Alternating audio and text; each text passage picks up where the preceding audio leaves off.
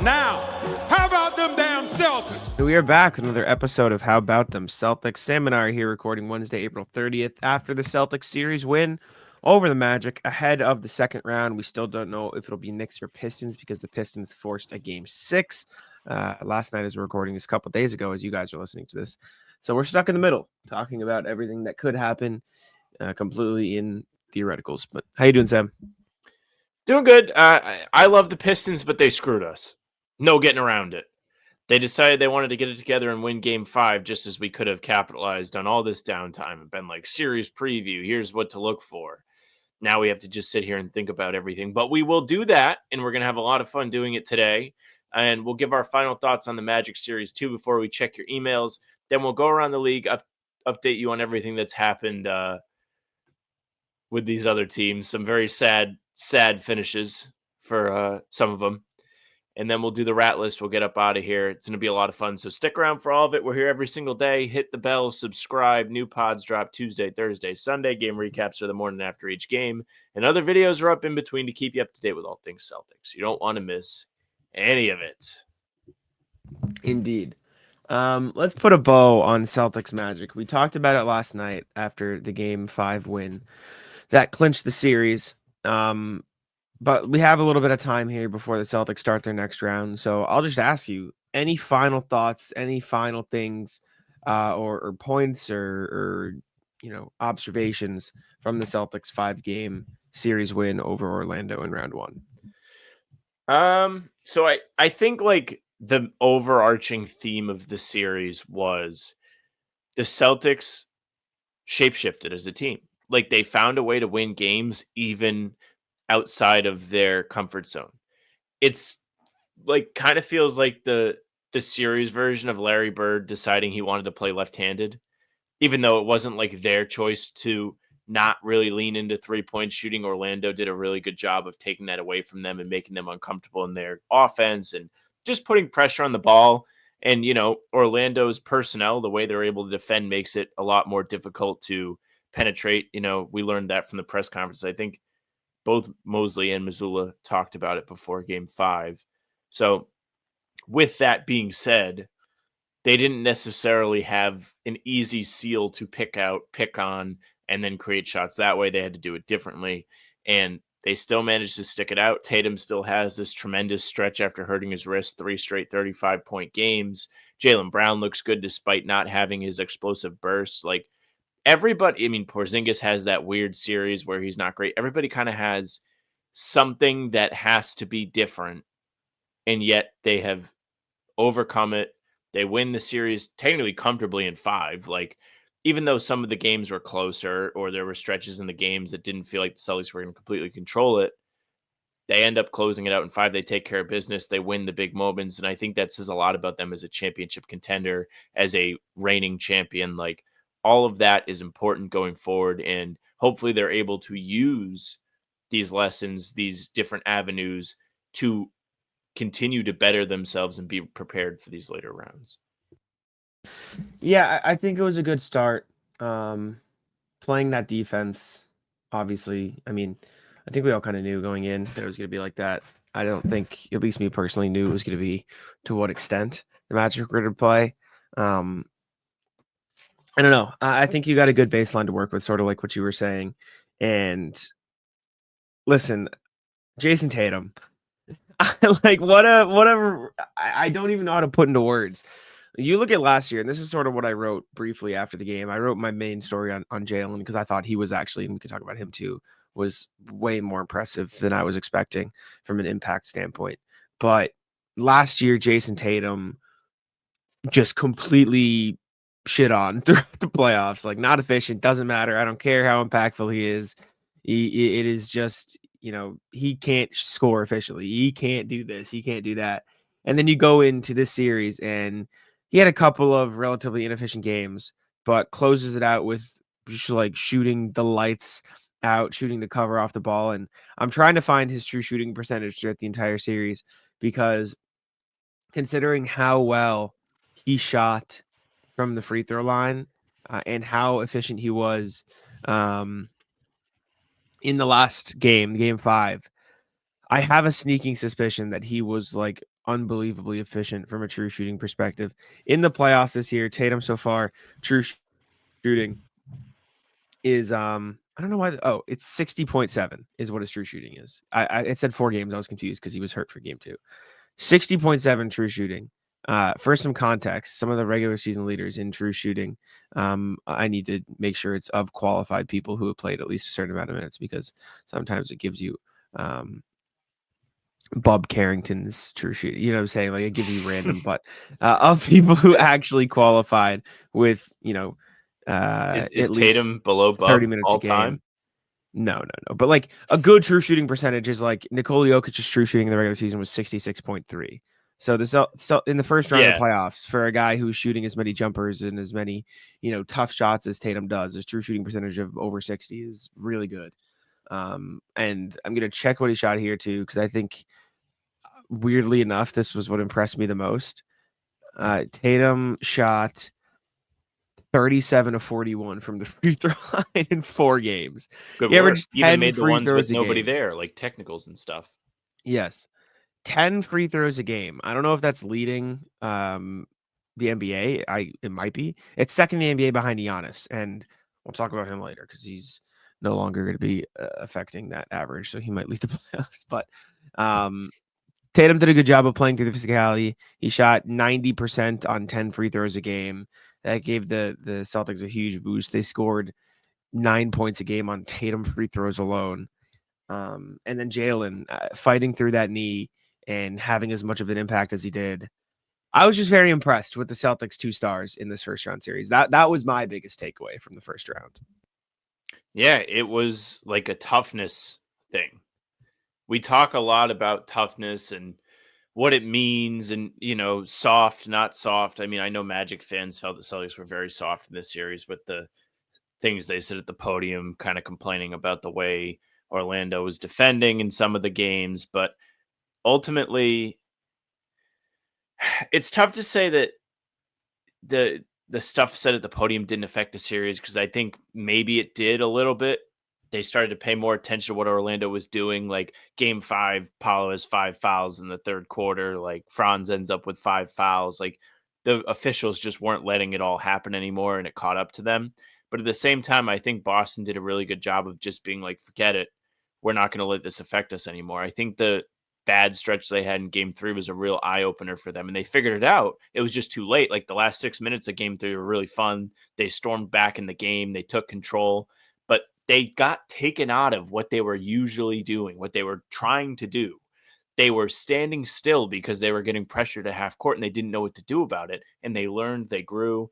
And the next 2 games, albeit there were close stretches, there was never really that point, especially in game 5, where you're like, man, like they're dead. They have no shot. Like even when it wasn't going great, they were still engaged enough defensively. Like, I don't know about you, Jack, but I didn't feel, granted it's Orlando, their offense isn't great, but I didn't feel like they were doing a great job of generating the shots that they wanted against Boston, even when they were getting the stops. Because that's the thing, right? Like you see the Celtics first half, game 5, we'll use that.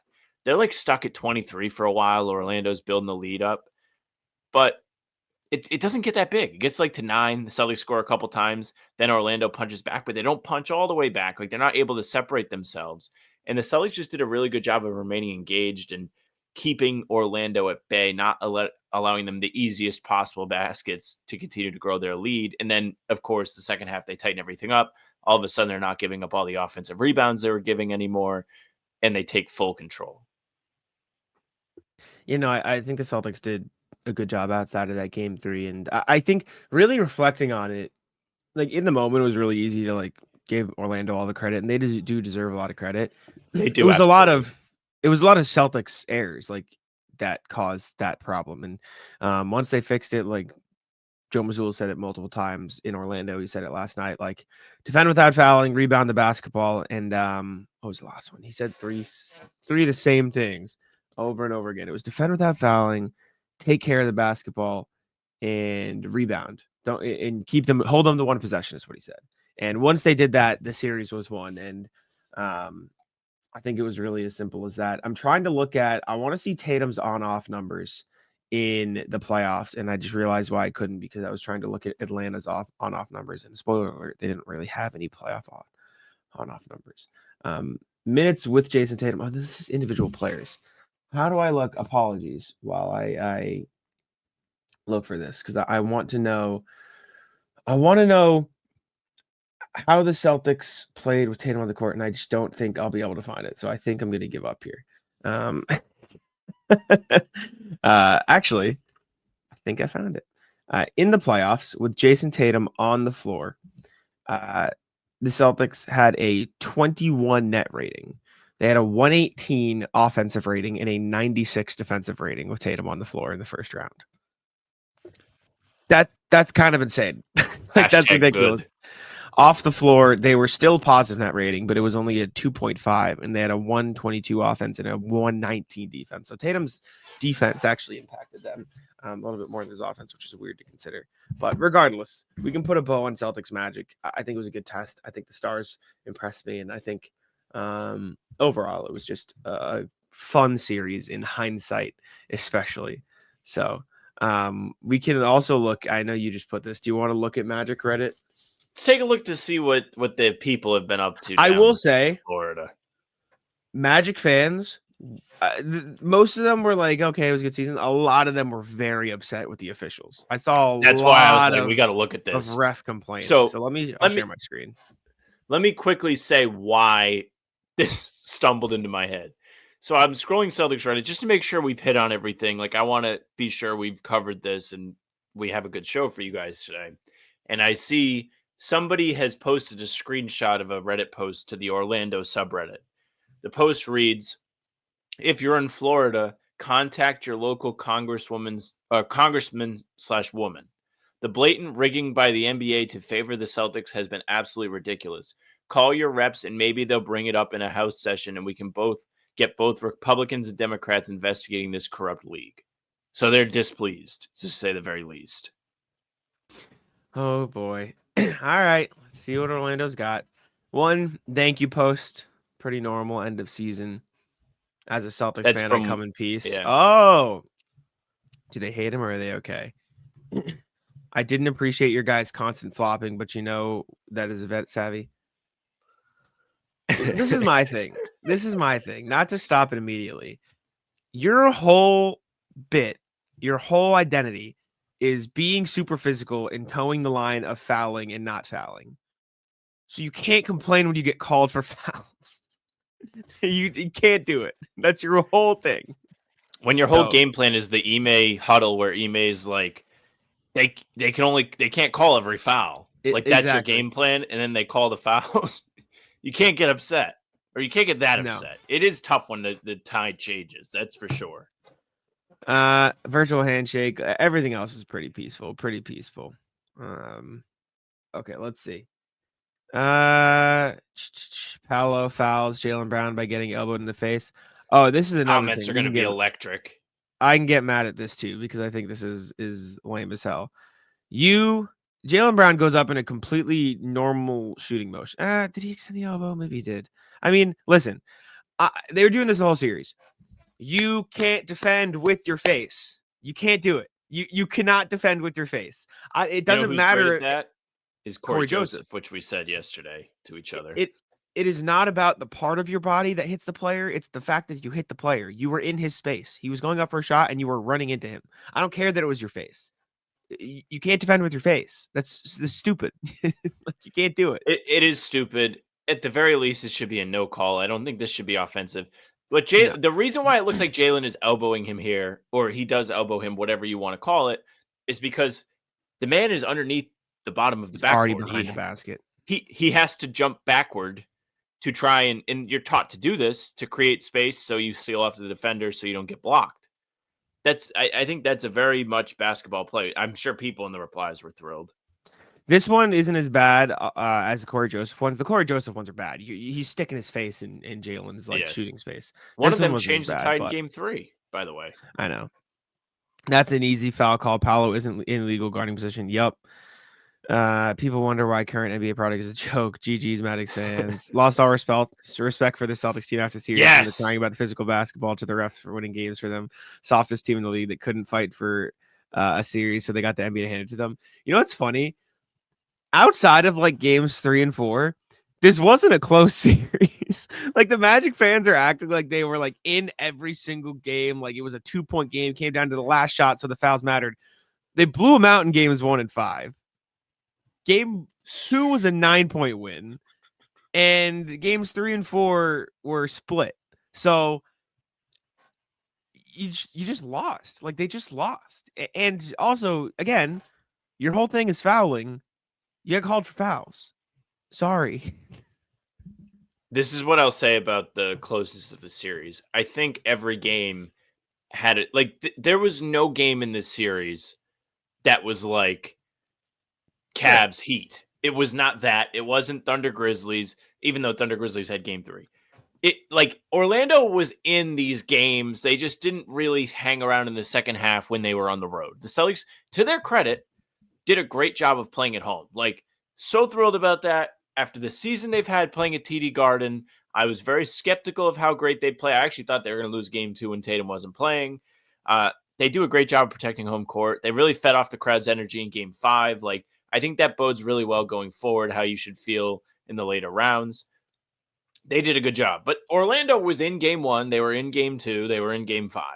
They were more in games 3 and 4, obviously winning 3. Sure. I think it was like Orlando did not feel like a 7th seed. They have 2 guys that are real stars. The series didn't really play out like it was a 7th seed, even though it did, because they lost in 5. The games, it's not Pistons Knicks either. They were close. Competitive. Sure, but if you're going to complain that the fouls are the reason you lost and you lost by 30, you can't. Like you can't do that. That's not correct. That's not math.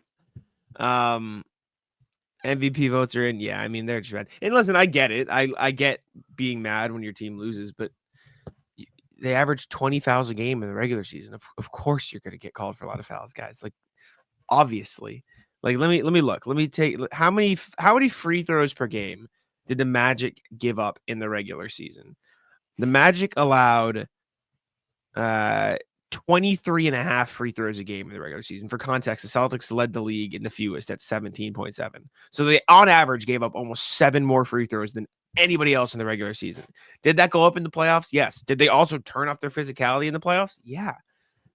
It's just like, that's your whole thing. You foul a lot, man. Like, I don't know what you want. Like, what do you want? Also, they only gave up 2 more free throws per game than in this series than they did in the regular season per game. 2 more. So it's not like you fouled and gave up significantly more free throws than you did throughout the entire regular season. That's just who you are as a team. That is just the brand of basketball. I also, I know like a lot of people in our space have soured on the Magic in terms of like, I mean, we talked about this. I like the Magic a lot. Respect. Before the game, we were like talking, and I was joking with you guys. I was like, if the laundry was switched, I'd be like, I love these guys. Like they play so hard, and like I'm very bullish on Orlando going forward. Like I think they get some supporting cast members / Jalen Suggs is back and Mo Wagner's. I mean, imagine this team. Imagine just no added offensive talent, just adding 2 guys who are top tier irritants to this series. We would have all been like, whatever we're feeling now, dialed up to the max with Mo Wagner out there. So they're going to be around for a while. They're going to be a pain in the ass. Credit to them. I'm sure they'll be back. I'm sure the games next season when the Celtics go down to Orlando will be really good, competitive playoff environments. And shout out to the Magic fans, because you have to go down with the ship. You have to be pissed off. And I think if your fan base isn't really acting like that, then you're not doing it right. So all jokes aside.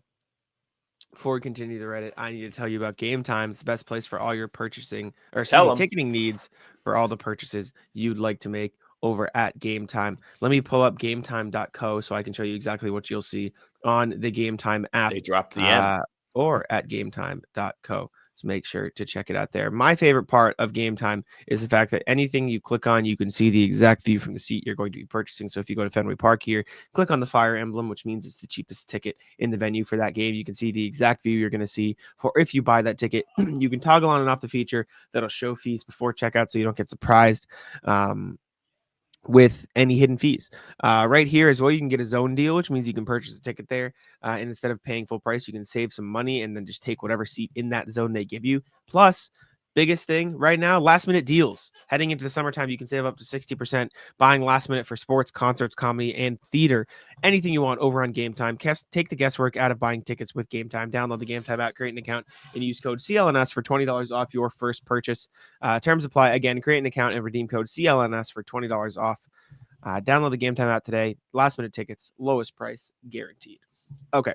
You want to keep looking at the Reddit, or do you want to wrap the Reddit? We can wrap it up.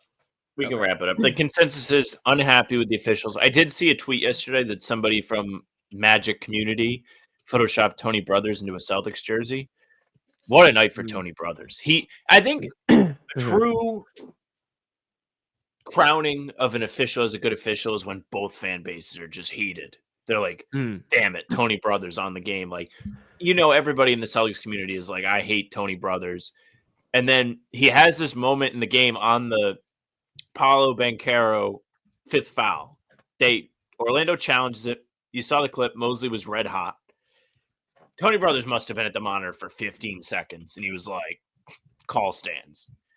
Just ultimate babyface turn in the Boston Garden from Tony Brothers. Just the absolute man. Big respect. He was in his shooting space, man. Also, people hate Kentavious Caldwell-Pope. Magic fans do not love KCP right now.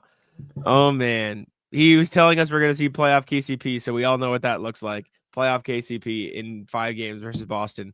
26 from the field, 26 from 3, 5, 3, and 2 averages. Oof, not great. So KCP is probably the biggest loser from this series, right? Like, he has to be. He comes out. He, to his credit, tries to establish this physical tone. Like, first thing I wrote down in my game 1 notes is the Magic are doing the no easy buckets thing. KCP wraps up Tatum. There's the injury foul that's a flagrant later in the game. It kind of trickles to the rest of the Magic players. He becomes this big villain here. Everybody's out on him. Al Horford's kind of like going at him in the press conferences, getting mad at him on the court. They get tangled up in game 2. And he just never really has any kind of effective on-court play. He had a good start to game 5, but then fell off a cliff. Yeah. Very tough. Very tough for Mr. Pope. Caldwell-Pope, whatever his name is. Shout out to the listen. I'm gonna give Magic fans all the credit in the world. These guys, I took a picture of them before game 3. Everyone was like very nice in Orlando, and they also gave a shit. Like, that arena was very loud. The Kia Center was very cool environment to be in and see unfold. The Horford shirts. I mad about the elbows too. But I saw Anna Horford tweet this and be like, wonder where these guys are now. It won't happen. He would never do it, but it would be the ultimate troll move for Horford to get a t-shirt of these two guys with their faces AI generated to crying with the shirts of him crying. Like, just essentially do what they did to him, but wear it into game 1. That would be awesome. That would be fun. This is one of the Jaylen Brown elbow plays that Magic fans are mad about, clearing out with his elbow. Corey Joseph is guarding with his face. His face is leaning in to Jaylen Brown's body, and they're gonna get mad. Jaylen should start wearing elbow pads. He should. He might as well. Celtics are gonna get the Knicks or the Pistons in the next round of the playoffs. They play tomorrow as you're listening. No, they play tonight as you're listening to this. So if the Knicks win, you will know. If the Pistons win, it will go to game 7.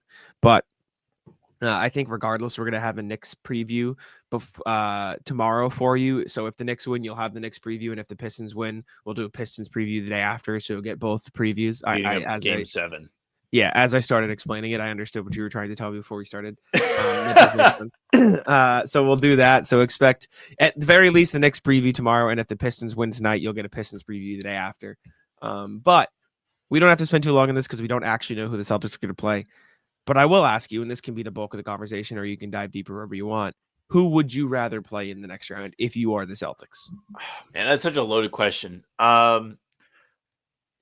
Just no narratives, no like bias, nothing from me. The Knicks. The Knicks are bad. I think I just had like a little interjection into the Celtics blog Slack.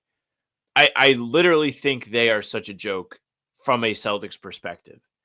They have two seals in their starting five in Brunson and Towns that you can just kind of pick whichever one. Both of them are so essential to what they do offensively. Like you can, if you're the Knicks, you cannot just run stretches with neither of them on the floor so you can defend Boston. You have to have one of them out or your offense has nothing going. So you have that. They have no depth. If you're relying on campaign in a playoff series, I don't know what to fucking tell you. It's so sad. Like seeing him, like the Pistons lost a game one because of campaign and it was very sad, but like you got your one. Like I don't really think you can sit here if you're a Knicks fan and be like, he's ready now. Like watch out for campaign. What has he done since? I don't think I've heard anything about campaign. He was out there to close game 5 yesterday, and it was a sad final minute of offense from the Knicks because Brunson and Josh Hart were just sitting at the scorer's table watching because they got nothing. Campaign since game 1, 0 points, 4 points, 0 points, 2 points. I mean, listen, if he doesn't have that game 1, they're down 3-2. They might have lost right now. It's true. That's like another part of this. Like, this is like a big coulda, woulda, shoulda thing. The Pistons, as much as we talked about Celtics Magic, and I was like, these games felt a lot tighter at times. The Pistons have legitimately been in every single game in the fourth quarter. Game 1, they have that massive collapse. They win game 2. Game 3, they end up losing by 2. I felt like they were the most out of game 3 of any game. Like, it just felt like the Knicks were in control that day. Then they kind of blow game 4 in a similar fashion to game 1, where it felt like they could have won. They have that really great close to the third quarter. Then Schroeder and Hardaway smoke the 2-on-0 fast break. They lose to the buzzer, and they end up losing by 1 because Cat goes bananas in the final 3 minutes or whatever. Well, he had 8 straight points. And then they win game 5. Like, they have made themselves into every game. I think if you're thinking about this from a, man, I really hated watching the Celtics play Orlando perspective, I think the Pistons are more similar to the Magic in just the physicality they're going to play with. They beat the Celtics in the last game of the regular season at home, not in Boston, in Detroit, rather. They have some sort of confidence, I think, about them. Not to say they're going to think they can beat the Celtics, but they're going to feel better about themselves. And they're a competitive team. Like, their arena has been a really good environment. They haven't won there. So maybe that's something to think about if you're a Celtics fan and you're worried about, playing somewhere. But overall, the Celtics are combined, 7-1 against these two teams this season? It's a big shoulder shrug. Yeah. I think the Knicks would be an easier series for the Celtics. I also think it's weird. I think the way I'm thinking about it in my head, I think they could beat the Pistons in 5.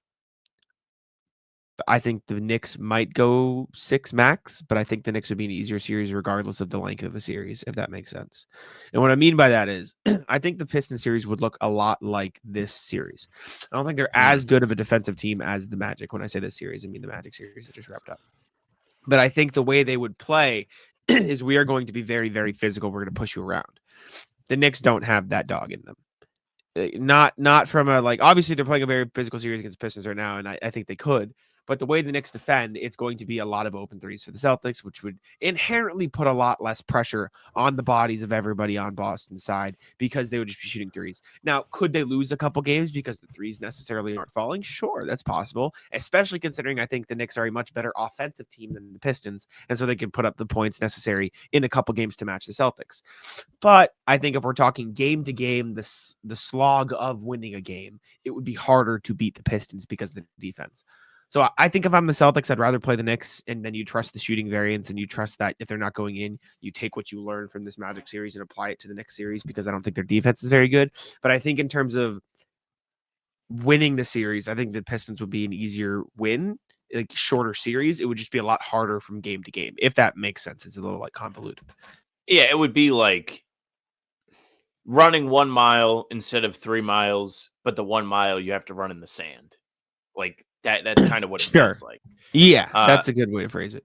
Here's what I'll say about the Pistons is I think Cade is sloppier. He's not as polished, but I think he's almost as good as Brunson. Like he has had moments where he's exploding. He's filling the stat even diverse in what he's doing. He's hitting the glass. He's setting his teammates up. He is the engine of what they're doing in Detroit, and he's taken it on. He's embraced it. He's done a very good job. He's had heroic moments. Misses the shot at the end of Game 4, but I think he is like almost as much of a head of the snake as Brunson is. And it's not like you have a superstar level drop off between those two teams, if that makes sense. I think there's better depth in New York. Yeah. But I don't think there's better depth up top. Like the starting lineup is scarier. They have no bench. Yeah, I agree. All right. Let's go to your emails. Reminders always, you guys can email us at hbtcpod@gmail.com. That's hbtcpod@gmail.com. We have a few emails to go over today. I'll pull them up right now. First email we got is from RJ, who says 42 will go to the rafters. Evening, folks. A quick note before this Game 5 kicks off. Al Horford deserves to get his number retired. It's not a hard call given his contributions to the Celtics on and off the court. The two previous honorees he most resembles in terms of service time are Dennis Johnson, 7 years, 541 games, 12.6 points per game, and KG, 6 years, 396 games, and 15.7 points per game. Al, 7 years, 465 games, 415 started, and 11.2 points per game. On top of that, KG did it when he was 31 to 36, DJ when he was 29 to 35, and Al has gone from ages 30 to 38 with Philly and OKC years put away.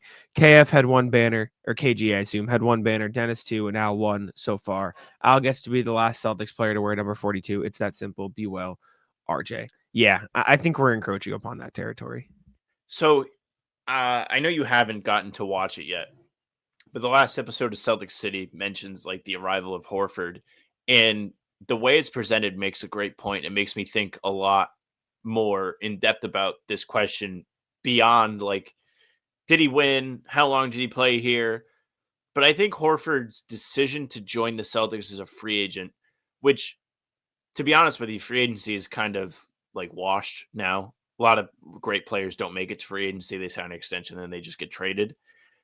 But Horford, free will, decided to come to Boston as a non-white guy. That's a big deal.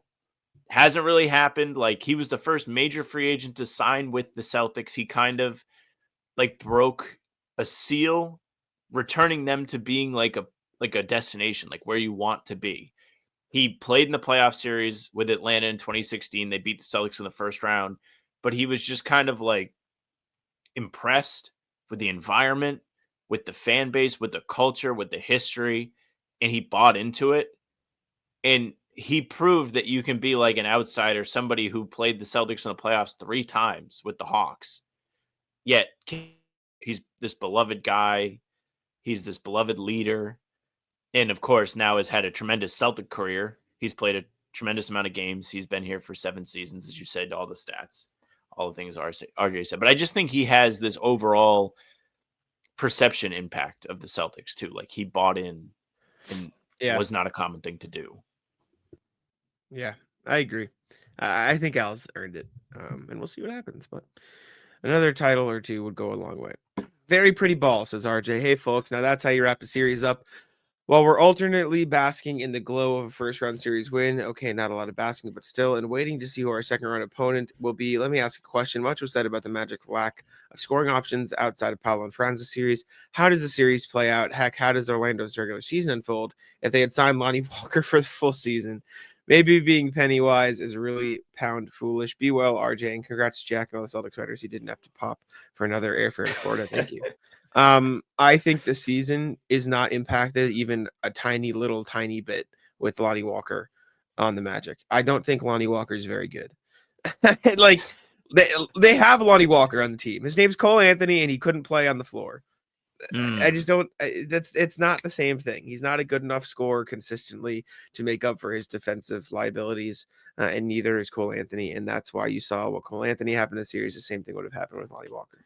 I don't know if you feel any differently, but I think I just Lonnie Walker is like any other scorer who's not on an NBA roster. The only difference is the Celtics had him for a brief period of time, so people think he's better than he is. Yeah, I just think the NBA is telling you what they think of Lonnie Walker. If he was a prize, he would be on somebody's team. There are teams Yeah. around the league. I mean, I don't know off the top of my head what the number of the rostered players was for them, but Atlanta was in this situation this year where I believe they had traded away their pick. Jaylen Johnson gets injured, and they still kind of need to try and compete because there's no point in them tanking. And if you're a team like that doesn't have the most talented roster of all time, you're thinking about how can we get as much help as possible. And like somebody like Lonnie Walker would be a real option for them. They were not interested, didn't care. I think that just says a lot. It does. I'm trying to look right now. 1, 2, 3, 4, 5, 6, 7, 8, 9, 10, 11, 12, 13, 14, 15, 16, 17. Oh my God, they had a lot. Yeah, the Magic had, I think, the full 15 players. So they couldn't have done it. But it speaks volumes that Corey Joseph and Caleb Houston and Gary Harris and all these guys are on a roster over Lonnie Walker. Like he's not that good. That's okay, but he's just not that good. And I think people unfortunately overreact.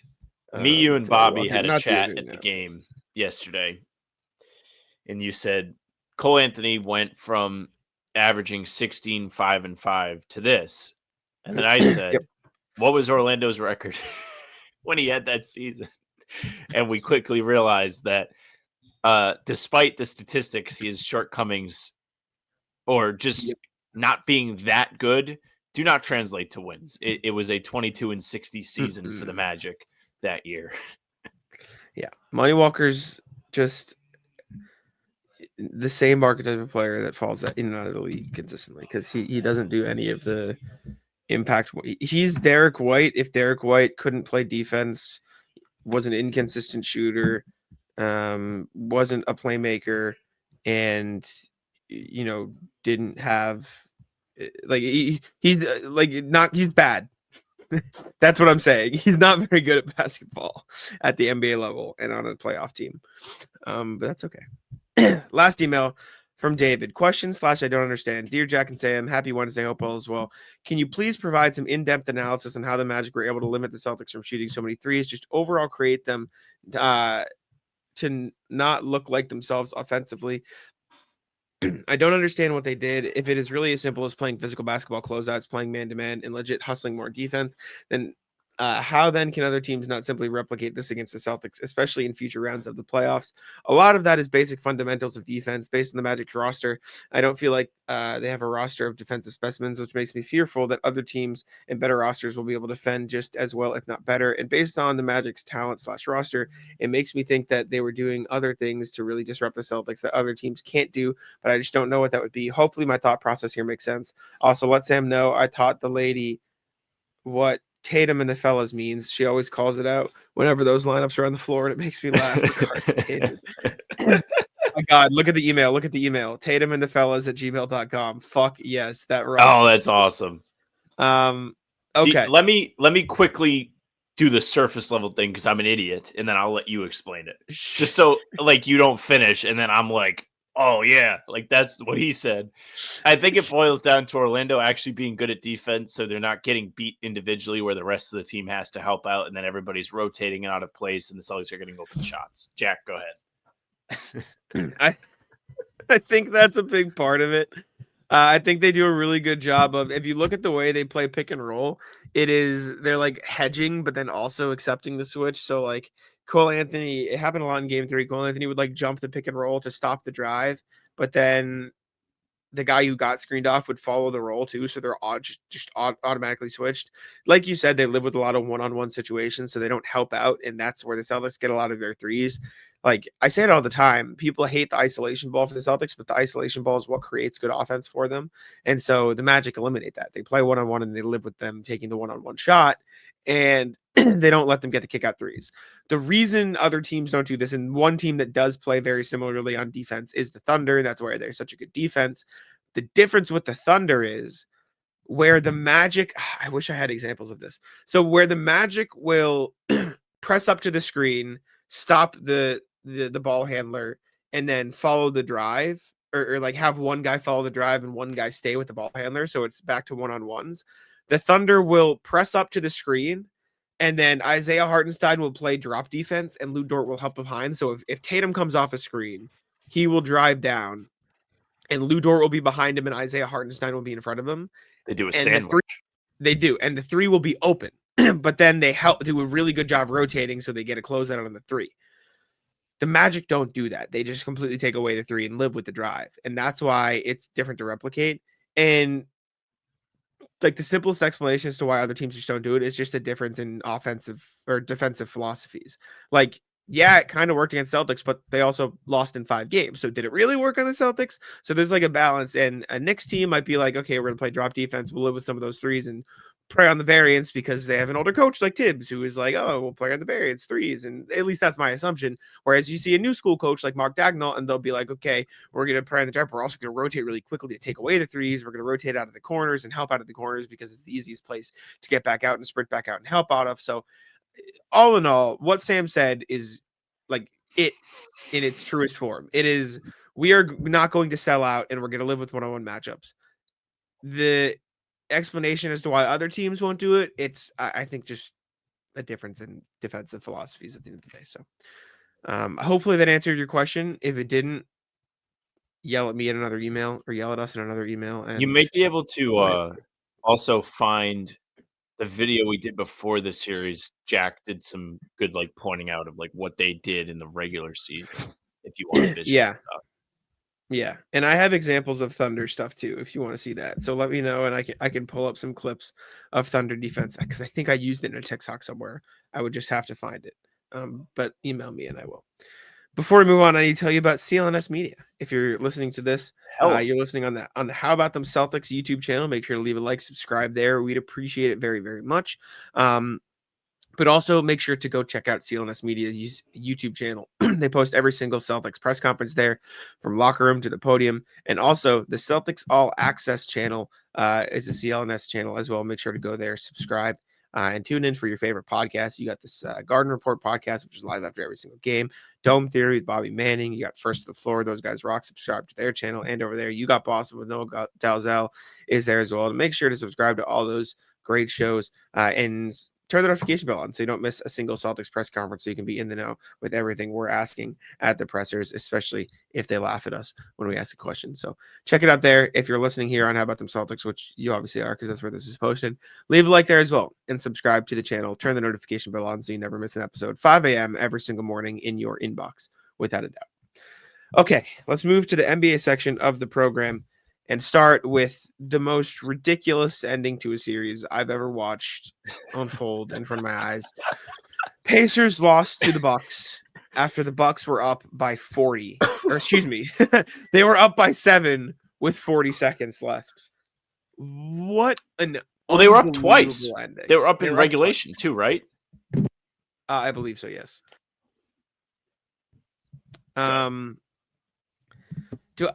I don't even know how to like. Is there a clip on YouTube? Can we just watch and then, or is it gonna get taken down? Hopefully, I can just like accept that this isn't gonna get monetized because I really want to watch the ending. If you go to Worldwide Wob on Twitter, I think he just did like a really fun job being like, "This happened." Like he picked out all like the hilarious moments. None better than this, by the way, which is just a still image.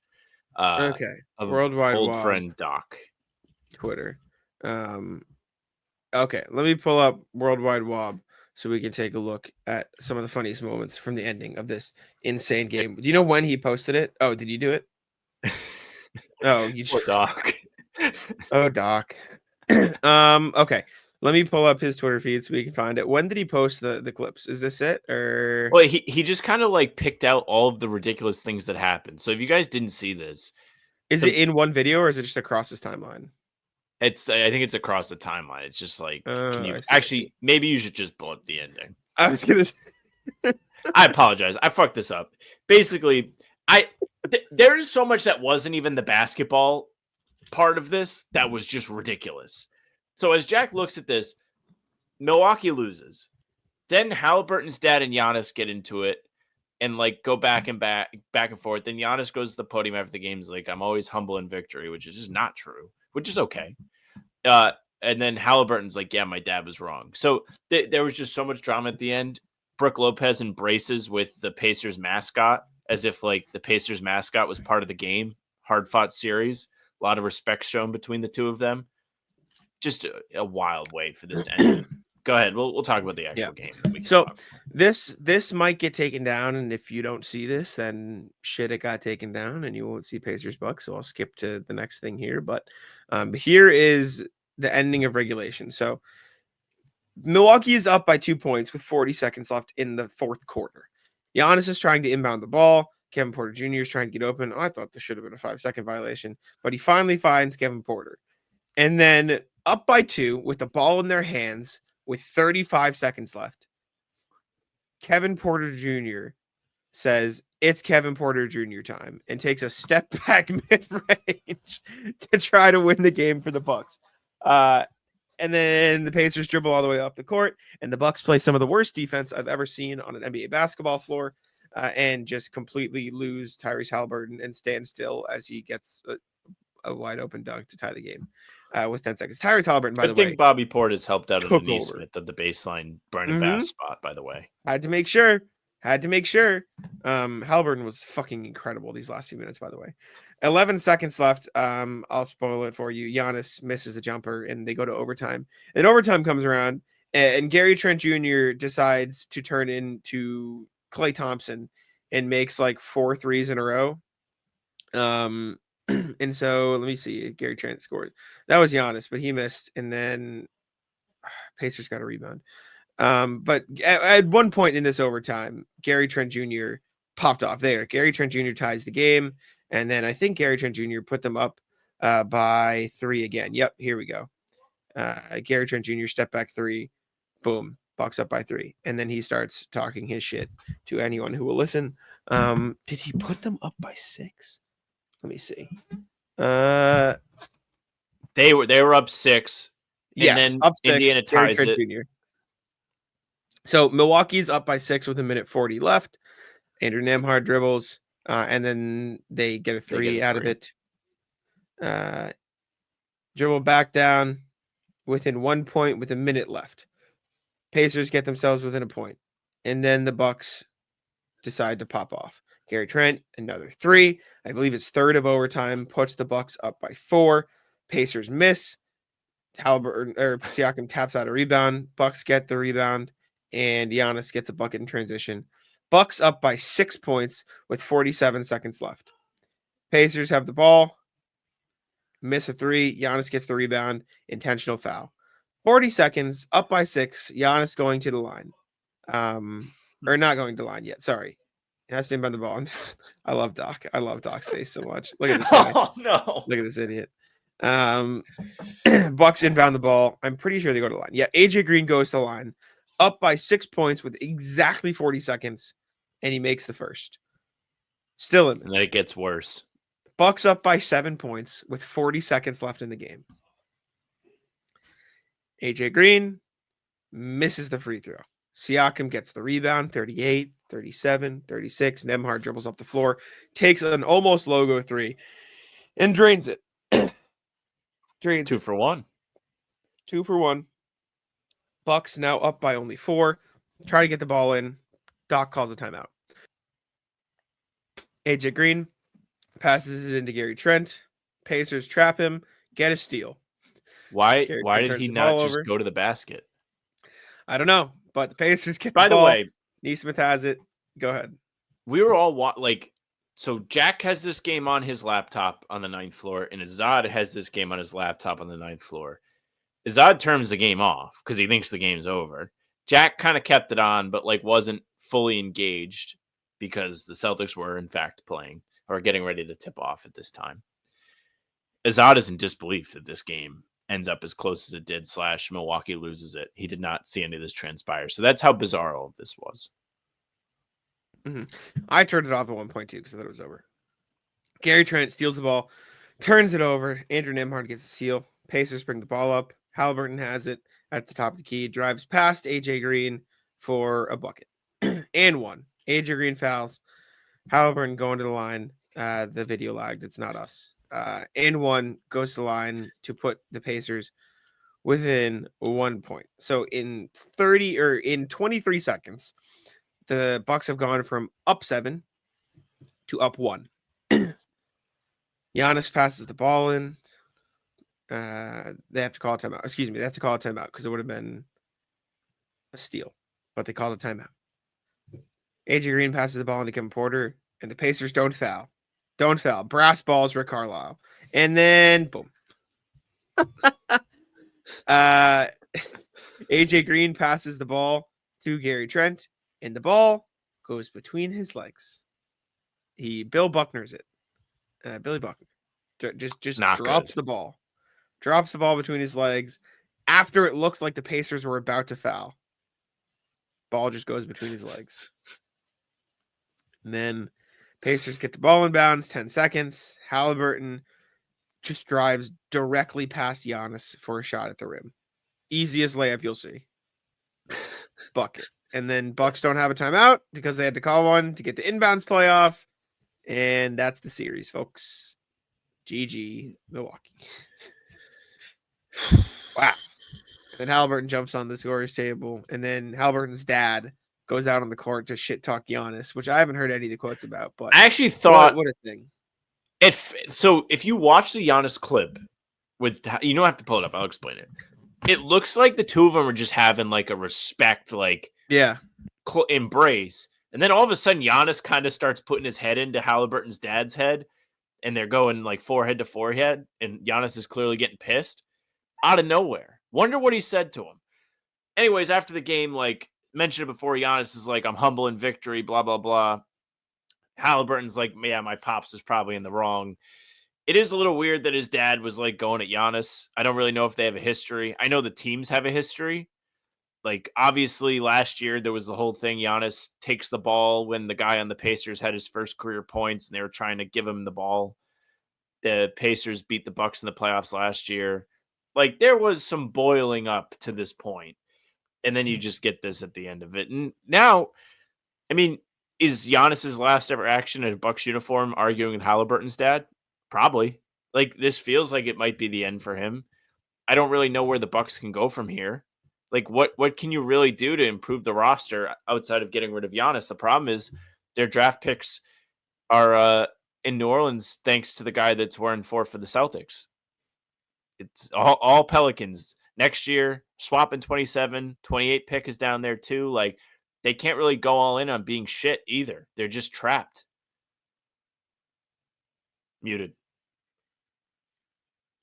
You're muted. I am muted. Sorry.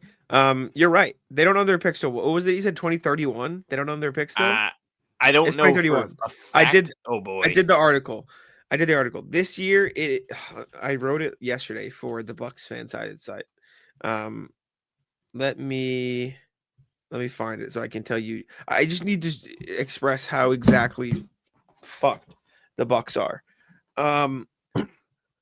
This year, top 4 protected, which means it'll convey. It belongs to the Nets. 2026, the Pelicans have the right to swap. 2027, the Pelicans own it outright. 2028, the Portland has the right to swap. 2029, Portland owns it outright. 2030, Portland has the right to swap. They don't own their first round pick until 2031. They will not get the benefits of tanking until 2031. In 6 years from now, the Bucks do not get to tank. They cannot tank for 6 years, and they might lose Giannis this summer. Not good. And they'll probably lose the Nassus too, which is also not good. Listen, he's not on the team. They already lost him. He's gone. They got rid of him because he's injured, but he's still good courtside. He's still a cheerleader. Listen, my thing is, there are pathways for the Bucks to get out of this. Okay. Are they in a good spot? No. Can they be okay? Yes. And I outlined it like in this article I wrote. Like, if you really think about it, let's think of some of the teams that could potentially want Giannis. Wiggins, Pele Larson, Khalil Ware from the Heat, right? You could find some young pieces there. Reed Shepard, Jabari Smith, Dylan Brooks. You could find something. Nick Claxton, Cam Johnson, Cam Thomas, right? Cason Wallace, Aaron Wiggins, Lou Dort. You can find some pieces where you can say, okay, let's see if they pop, while also getting picks from other teams that you can try to bank on. There are pathways, but when you consider that you're going to have to trade Giannis, none of them are what you want. And that's kind of where they are. So we'll see. I need to go catch up on Halliburton or Mr. Halliburton, Antetokounmpo lore apparently, but yeah. Okay. Next thing. Pistons forced a game 6 against the Knicks. I know we talked about it a little bit earlier. I don't know how much you want to talk about it now, but Detroit, Sam. So we were at the game yesterday, so this was not my usual Pistons-Knicks viewing experience with the popcorn and everything. I've loved every minute of this series. It's been a ton of fun to watch. The games have been really competitive. I obviously feel some type of way where I just think the Pistons have been better than the series says. Like, I don't know if they're going to win game 6 today as you hear this. They haven't been good at Little Caesars Arena. They haven't been able to close games there, but they have played the Knicks very competitively. And if this went to a game 7, I don't think anybody should be shocked with it. I stand by. Like, I think Cade has been real. Actually, let me look at the box score so I can actually speak to what happened last night. Just knowing, I watched bits and pieces of this. I saw how it went down. Like, I saw the runs and everything, but I don't off the top of my head remember who was great, who was not. But Cade has been pretty good in this series overall. I also think that Tim Hardaway Jr. has been like a sneaky impact guy for the Pistons just out of nowhere. Tim Hardaway Jr., who sat and rotted in the finals last year and was out there for game 4 in Dallas to have this moment. Let's see. Tim Hardaway Jr. last night, 2 of 10. Good job, Sam. Fucking dumbass. He's been good in the series, I swear to God. So is Tobias. Malik Beasley has been iffy. Schroeder has been really good for Detroit. Like, this is where the depth kind of comes into play when you think about Detroit versus New York. New York has like 5.5 guys. Detroit's playing 9 guys. 7 of them are playing real roles for the Pistons. Asar Thompson has this good game yesterday where he has 22 points. He's a really impactful guy with no jump shot. It's tough. He needs to get a jump shot, and he's going to be really good. Cade, 6 of 17, shut out Boston for 24 points, gets himself to the line. Like, plays a really well-rounded game, still turning the ball over a lot. Like, the Pistons aren't quite polished, which is why they're in the position they're in this series. But there's something to be excited about there. And I don't really know what we're going to see in Game 6. I can't wait to see it. I really am excited from a Celtics perspective to see who they're going to get to play. But, man, I hope Little Caesars is bumping. I hope those Pistons fans get to see their first playoff win since 2008. I know the rest of the Celtics beat reporter crew feels a little bit differently. Everybody would like to go down to the Big Apple. It's a much easier travel destination than Detroit is, especially you with business to attend to in the middle of the series. But, I think Detroit would be a fun little throwback rivalry, and it would be really funny if the Knicks blew a 3-1 lead. It'd be something. So Tim Hardaway Jr., out of everybody who's played consistent minutes, has the best plus minus in the series at plus. Okay, I'm not that stupid. I've been watching. Would you like to know what he's shooting from the field? No, doesn't matter. He's probably like 30% from the field, but he's had stretches. Had stretches where he's made big shots. Like, he's made big threes. I don't know if you can like separate it by quarter. I feel like in the the second half, he's probably been a good shooter. I can't. No, when you said it, I said look it up. I have to look it up now. You can't. This is a classic like segment from us. Like, when I'm just full eye test, like not fully covering. He's objectively been a good plus minus. I just, when you say something like that, I have to look it up. You know what I'm saying? Like, I feel like Tim Hardaway Jr. has been the only Piston that has made the momentum threes. Tim Hardaway. No. Tim Hardaway Jr. second half, 30% from the field, 26.9 from 3. At least he's consistent. He's actually worse in the second half than the first. I'm telling you right now, he has made big shots. I believe you. I promise. If you had a skewed like effective field goal percentage for like, is the momentum going to swing on this shot? I feel like he's made them, except for the one to win game 4, but that's neither here nor there. Okay, I believe you. Okay. And Isaiah Stewart has been like out of the lineup with knee inflammation. Don't know what his status is going to be for game 6. I would have to guess they're going to be without him. I think B-Ball Paul has had some interesting stretches in this where he's been Nimi for them, where he does cool stuff sometimes, but other times you're like, what the fuck, man? And also, not to move off the series, because I think we have to talk a little bit about the Knicks, but they're kind of flirting with being injured every game. Jalen Brunson has now like tweaked something in the last 2 games. He has that moment at MSG where you can see the floor move and he tweaks his ankle. Yeah, Josh Hart hurt himself last night a little bit too. They both were coming back in the game, so I don't think they're going to miss game 6. But it's starting to feel a little bit like the same old story with the Tibbs team where things start to break down because the guys have played a lot of minutes.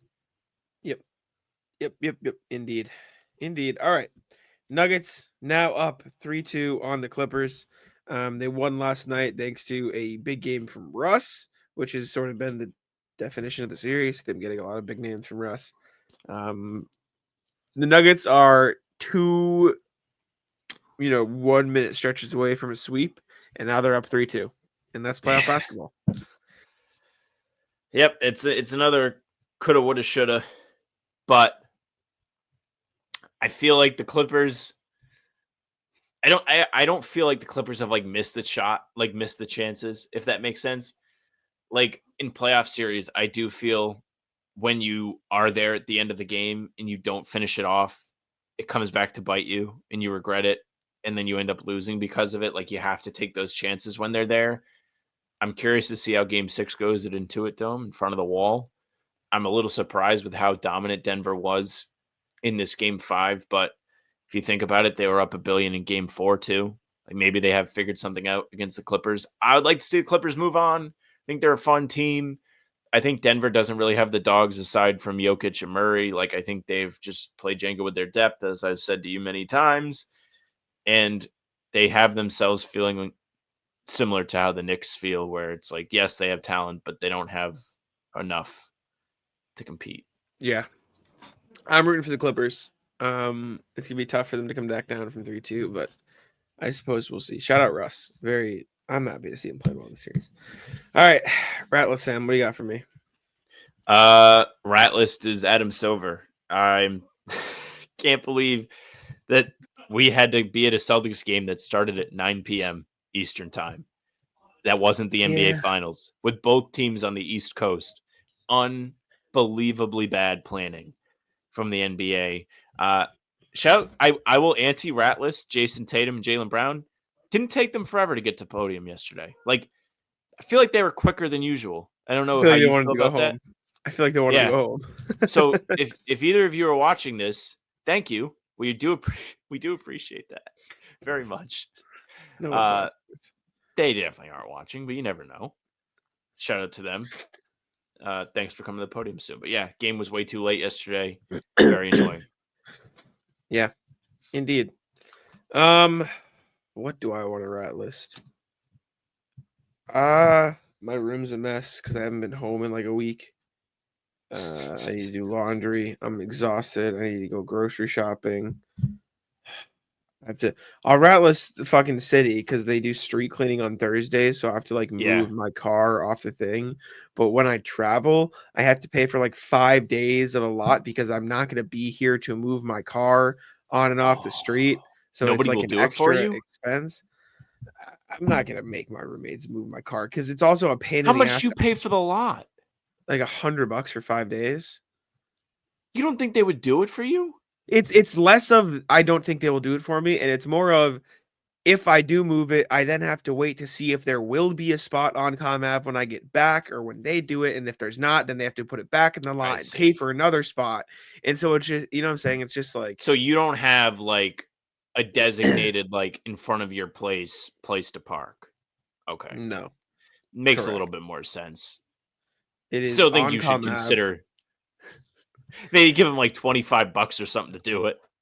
Well, it's not 100. like that. I don't think they would do it. It is if there is no spot on ComApp, then they would have to text me, say, buy this spot for this now, do this. And then if that spot's gone where I rent the spot, then I'd have to do another one. And so they'd be driving around for an hour trying, you know what I'm saying? Like, it's just it sounds hard. It's a pain in the ass. It's just annoying, but it is what it is. I got a ticket last week because I forgot to move it for street cleaning. I'm lucky I didn't get towed. I should have gotten towed, but I was like the last car there, so I saved it. That feeling of like thinking you got towed is like Not fun. I told the story where I came out of the garden like a couple weeks ago and I didn't see the car right away. And I was like, holy shit, I got like they told me I'm fucked. Like it Yep. was like midnight. Oh man, my stomach dropped. I had such like a hole in my stomach. It was awful. Rat list yesterday going up to the game. I hate when the Apple GPS gets cute on you.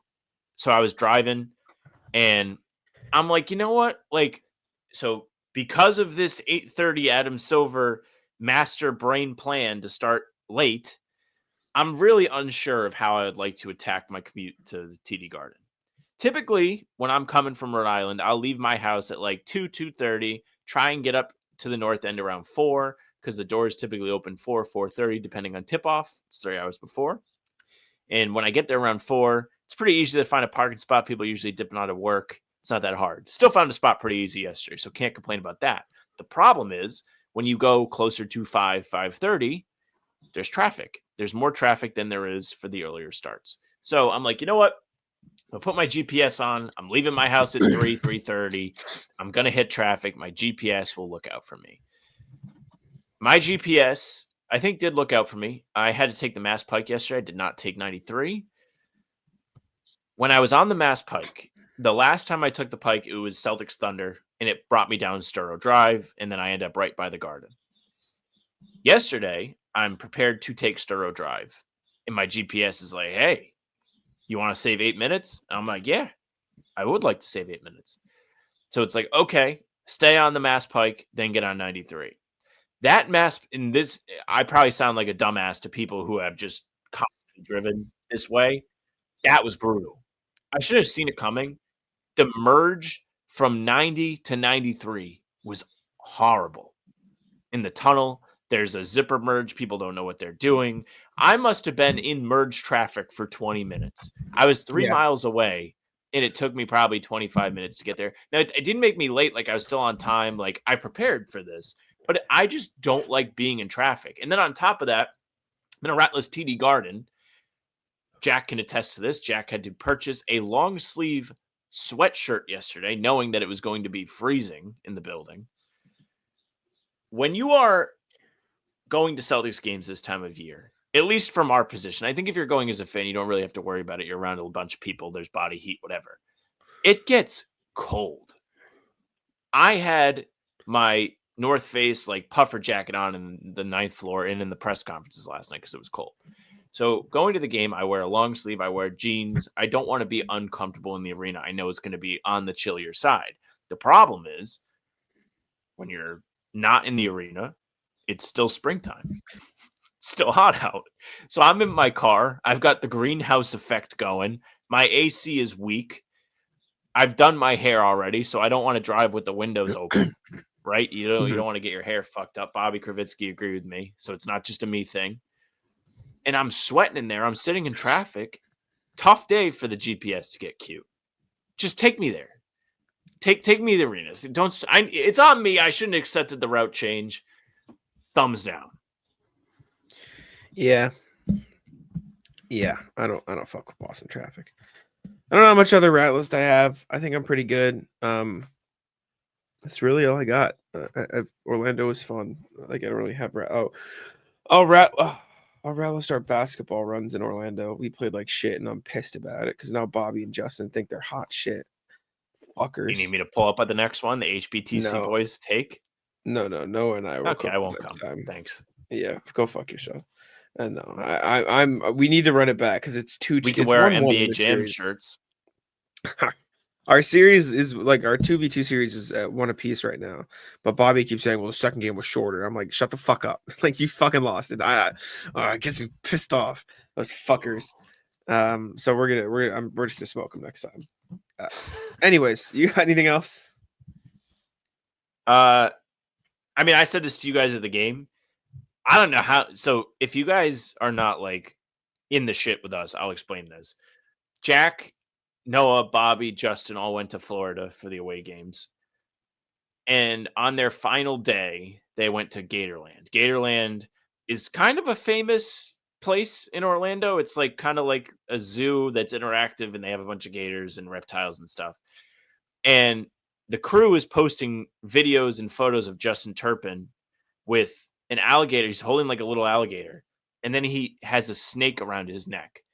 I'm so happy I didn't go with you guys because I probably would have been down to go to Gatorland because I would not have been aware that they had snakes. If I knew there were snakes there, I would have been out staying at the house, terrified of snakes. I just went to Texas, and before I went to Texas, I was having like nightmares. I was like dreaming of interacting with snakes, or like there would be a snake in the Airbnb or something.